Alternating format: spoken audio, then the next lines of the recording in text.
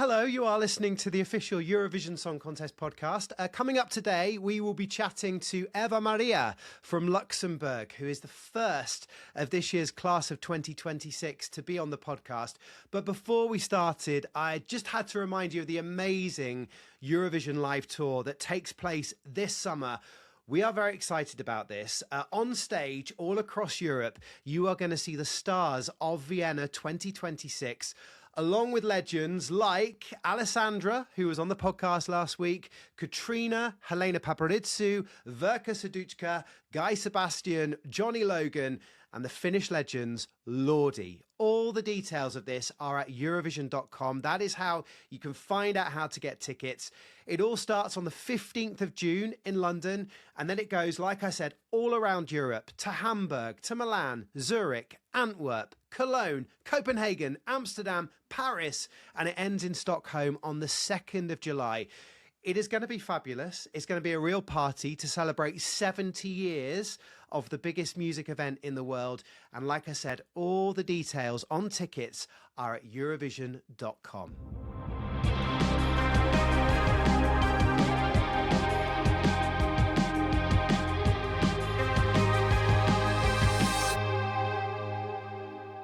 Hey Steve, what's up? Hi, Eva Maria. How are you?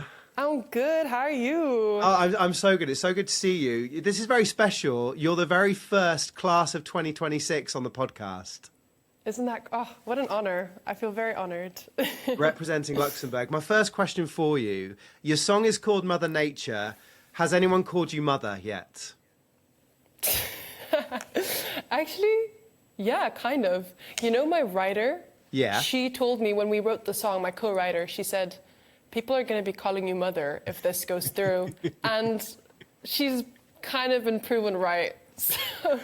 Eva is Mother. Love that. Also, somebody put a comment on the Eurovision Instagram saying Eva Vision is happening. Oh my God. Yes. So already the things are working out. You're the very first artist from this year's class of 2026 to be on the podcast. Stay right there. You are listening to the official Eurovision Song Contest Podcast.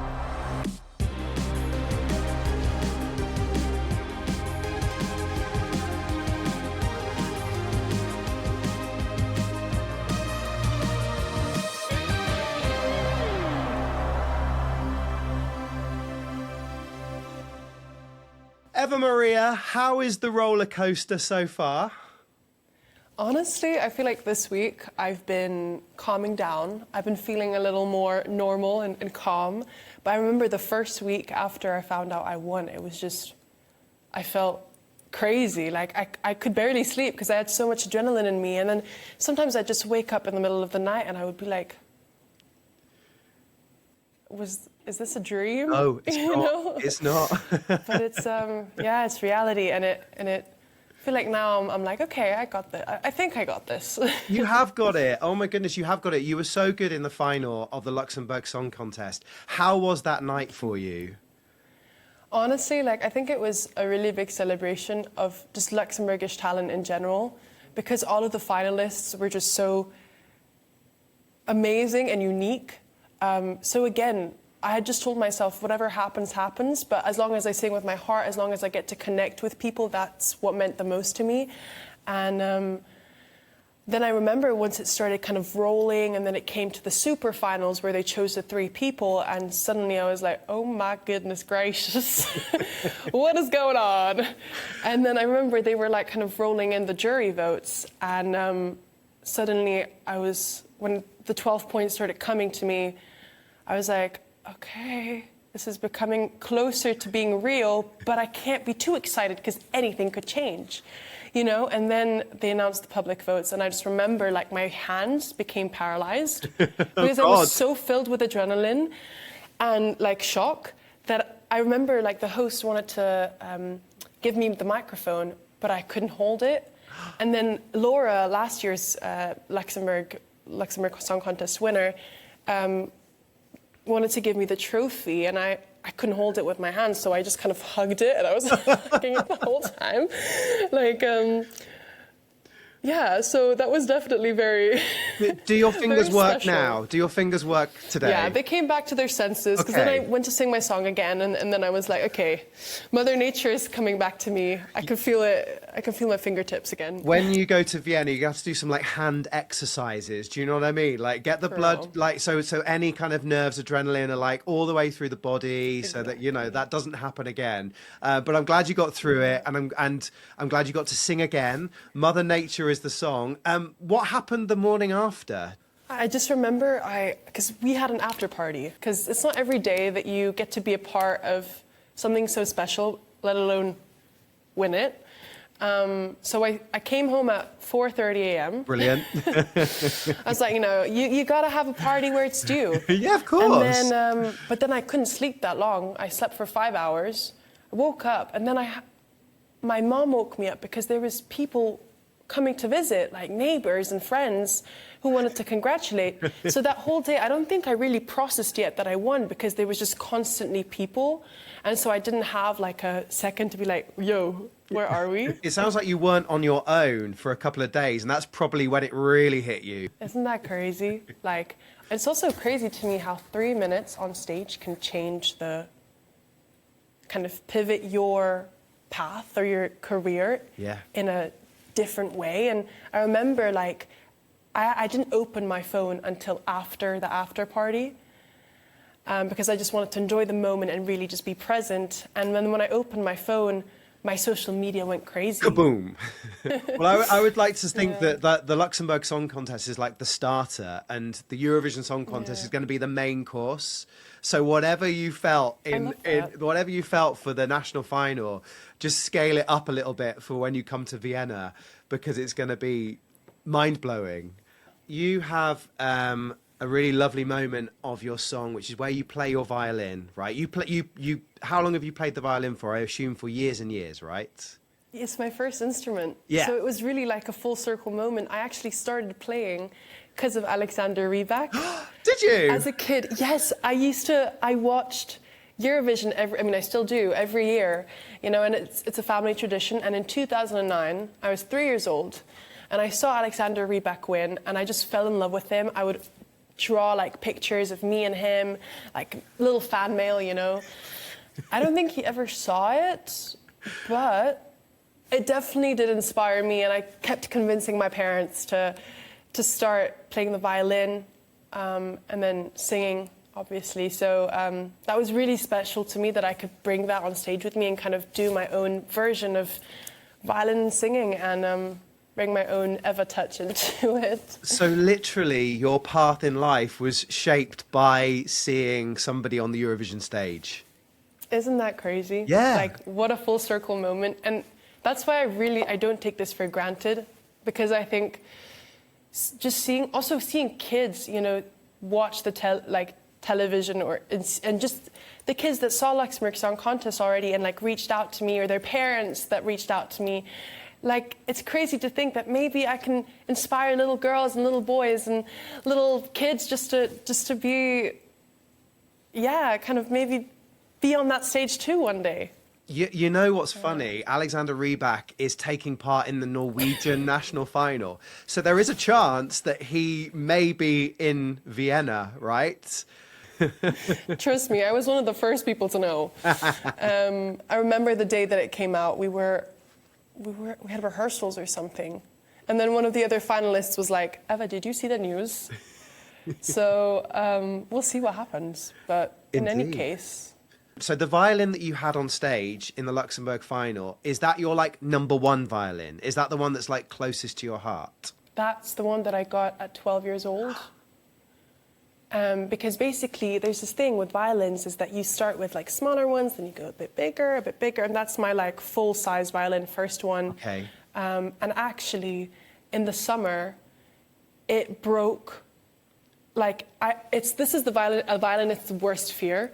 But I was at the summer camp, and anyways, it broke somehow. So, yeah. The strings or the words, like, which bit of it? Everything. Oh, no!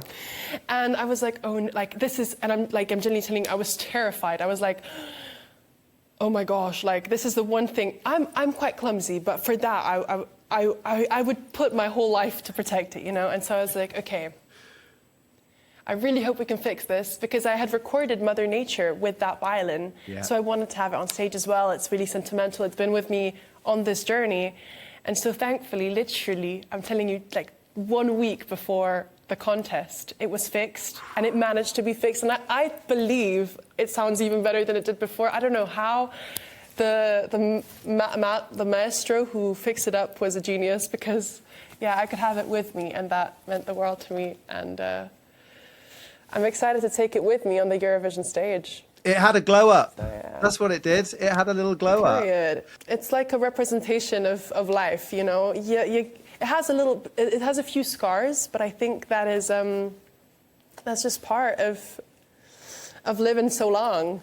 It sounds like it's going to be its own VIP in Vienna. It's going to need care and looking after. It's going to need. It's going to be its own diva. Do you know what I mean? Period. I like this. I like this a lot. We're not breaking any violins on that stage. No. I'll make sure that everyone at Vienna, everyone at the Eurovision Song Contest knows how precious, how valuable this is, especially if it's the one that you had when you were 12 years old. I mean, that's so cute.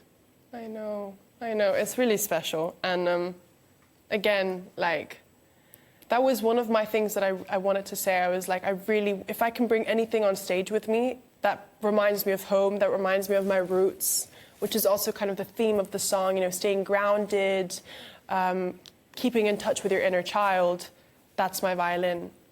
And so I think it's very on theme. And again, it's quite full circle. So you do like to embody the song. Are you an outdoorsy person? Do you like being at one with nature and the world? I mean, yeah, I think that you know how you have those different personality types? And I think I'm a very, very sociable person. Either sociable, or I like to get out of the house. I like to be doing something, doing things. And I think the woods or just nature in general are just a great place to go to if you need some just fresh air and some food for thought. I think in general, it's a great inspiration, not only just for yourself as a person, as a human being, but also for writing, you know? If you need to get away from all that hustle and bustle, the nature can be quite calming. And I think we all need to find our little mother nature inside of us, our peace, you know? Oh, 100%. Hashtag healthy. Hashtag wellness. Hashtag self-care. Body and soul. Eva, you live in London. You study in London, is that right? Yeah, I study in London. So it's my third year. Third year. So what's the university said about you representing your country at the Eurovision Song Contest? I remember when I brought in Mother Nature, and my class was just like, they just like hugged me and they were like, girl, this is a hit. And it's just nice to, you know, especially from like other songwriters, it's nice to have that support. And then again, when I won Luxembourg Song Contest, they were like posting me on their socials. My friends filmed a reaction video because they watched it in class. There was like 50 students in class and they watched my performance. And like I could just see one of them was crying. and that means the world to me. Like, isn't that crazy? So if this is your final year, can you not just use Eurovision as your final project? Can you not use the whole thing? You know, the song, the performance, the live performance. Like that's... It's amazing you said that, because I'm going to pitch that to them. Are you? Yeah, like, I mean, I don't know if it's allowed, but I might as well just ask, you know, you never know. Yeah. Our project has to be, like, our thesis is a project at the end of the year. And if I can use this as the project, like, it would save some time, I think. It would save some time. And also, that's pretty good as your final project. Yeah, here's me singing to however many million of people around the world with a song that I co-wrote. Amazing. Period. Are you doing lots of, like, springing backwards and forwards between Luxembourg and the UK then for the next couple of months? So that's what I did last semester. because I was coming back and forth to work on the song and audition for the Luxembourg Song Contest. And at that time, I could kind of manage that. But I was traveling like every week or every other week.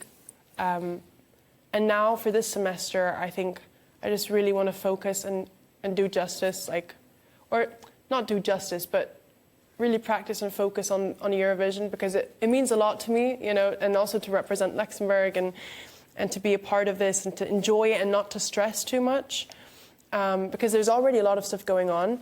So that's why I'm either going to put the uni on hold, and obviously I will come visit London. I mean, my friends are there, my flat is there, it's still my home. It's one of my homes, there we go.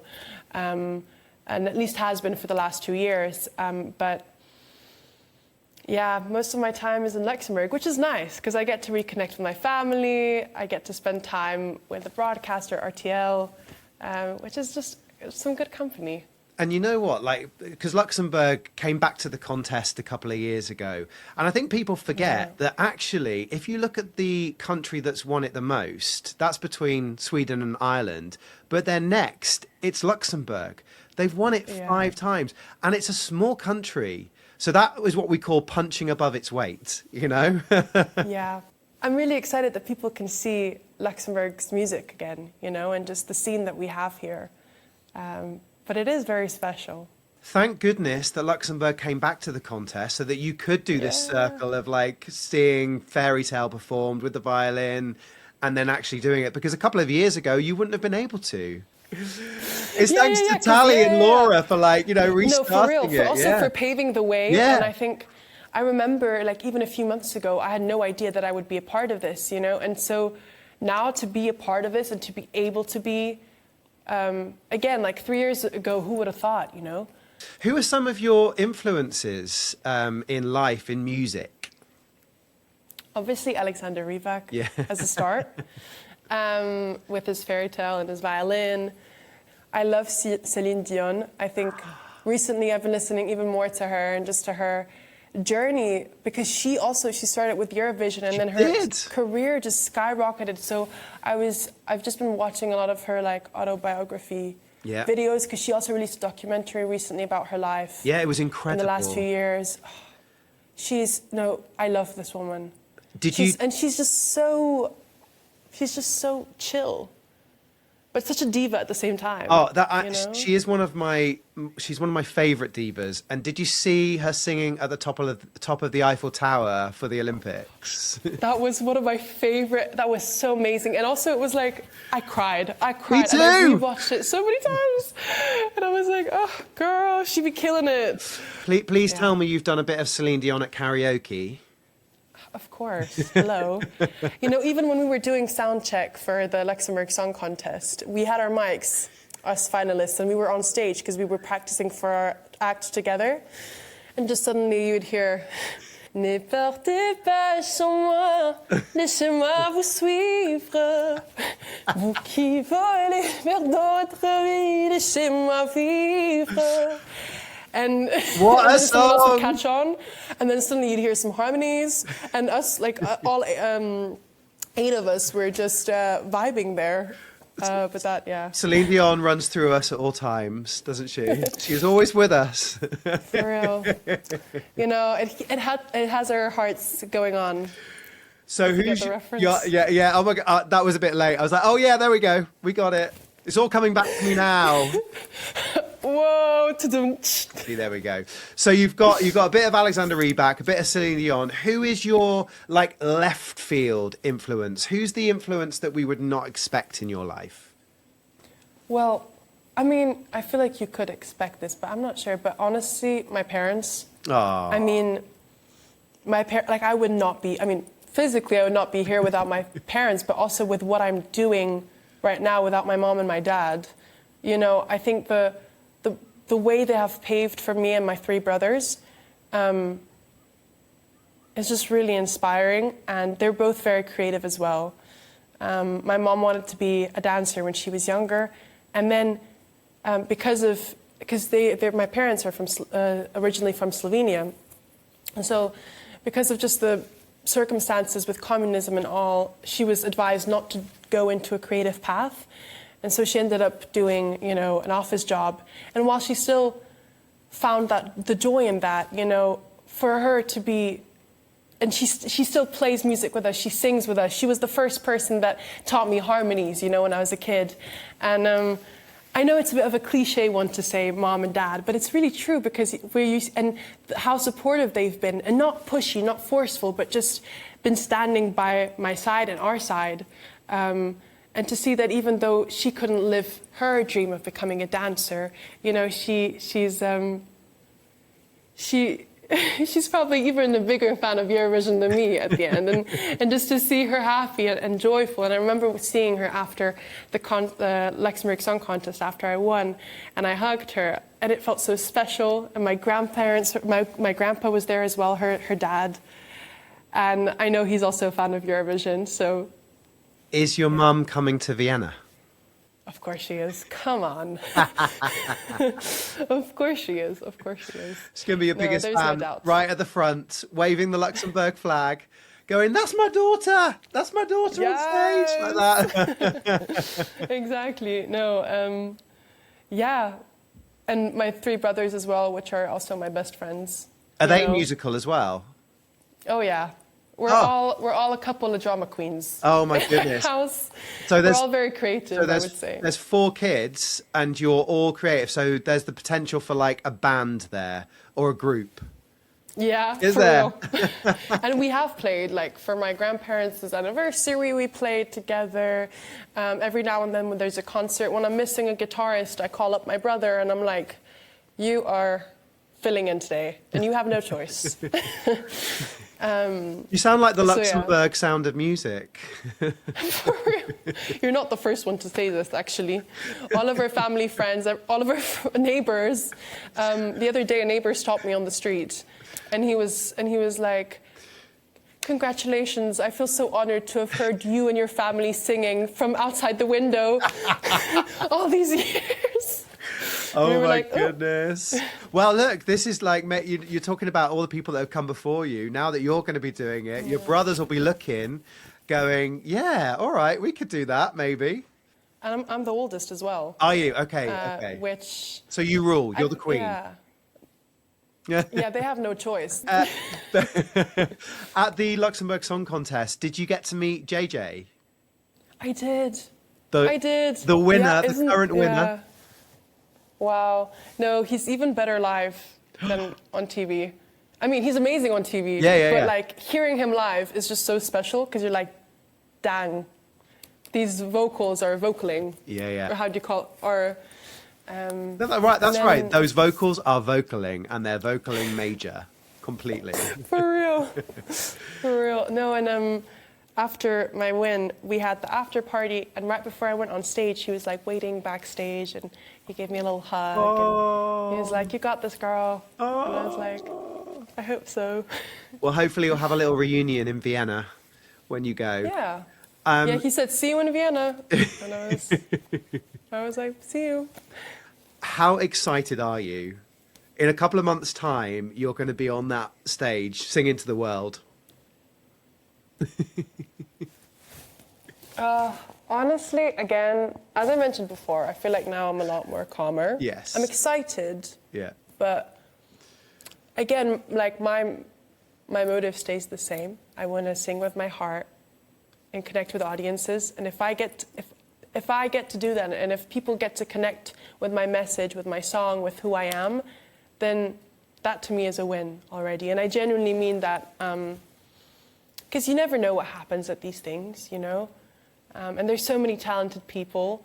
And I think that's also, again, I'm so excited to meet, you know, all these people from all these different countries. I think that's one of the joys of Eurovision, meeting different cultures and different sounds. It's going to be brilliant. We can't wait to see what you do on stage. We can't wait to see what you do with your song. Protect that violin at all costs. For real. I hope it's insured for a lot of money, because this is precious and special. Yeah, no, truly. And it was a good tip that you said. I'm going to keep that in mind. Yeah. I'm going to yeah, we're just going to protect that violin with our life, obviously. Yeah, yeah. But, It's your lucky charm. Do you know what I mean? It's like True. your third arm. You It's know, true. it's like a limb Yeah. connected to you. No, genuinely, I feel like now I'm safe to say that is the case because it's just been with me for so long. Yeah. But yeah. Well, look, we look forward to seeing you. I hope all the prep goes well between now and Thank you, Vienna, Steve. and enjoy it. Thank you so much, Steve. It's been a pleasure talking with you. Oh, You're so fun. Thank you so much for coming on the official Eurovision Song Contest podcast. Eva Maria representing Luxembourg with Mother Nature. Thank you.